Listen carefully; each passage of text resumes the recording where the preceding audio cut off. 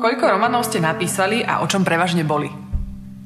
Tak doteraz som napísala 12 románov, píšem momentálne 13. A o čom sú? Oni sú také príbehy zo života, zaraďujú to medzi také ženské romány, ale ja by som to skôr charakterizovala, že sú to spoločenské romány.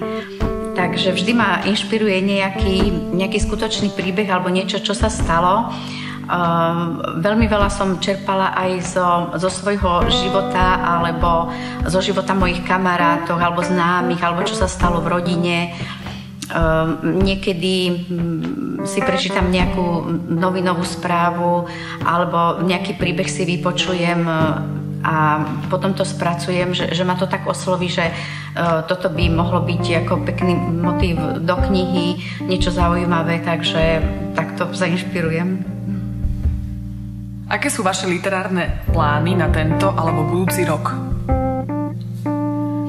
Tak mne popri práci ekonomky, pretože táto práca ma živí, tak sa mi darí každý rok napísať jeden román, čo ja považujem za veľký úspech popri tom množstve práce, čo mám.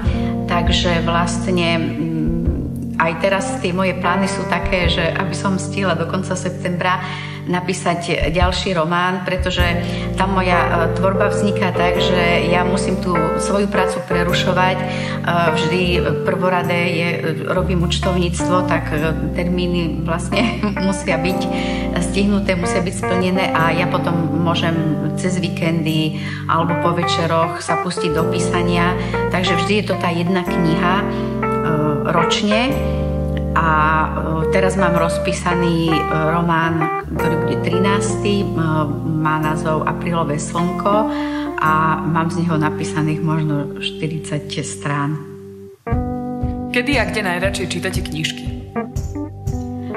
Tak ja už od detstva milujem čítanie kníh a to je vlastne najväčší relax pre mňa. V detstve som dokázala prečítať aj 5-6 kníh do týždňa, čo mi ani neverili v knižnici. A teraz, keď mám vlastne už aj takú náročnú prácu a aj píšem tie knihy, tak žiaľ mám menej času na čítanie kníh, ako by som chcela, ale nemôže ten deň skončiť bez toho, aby som si neprečítala aspoň stranu 2. Takže najradšej je to, urobím si kávičku, pustím si peknú hudbu a to je, pritom si najviac oddychnem, alebo potom pred spaním, keď už vlastne trebárs aj dlho pracujem a potrebujem si trochu vyčistiť hlavu, aby som zaspala lepšie, tak potom pred spaním v posteli. Takže to sú také najkrajšie chvíle pre mňa.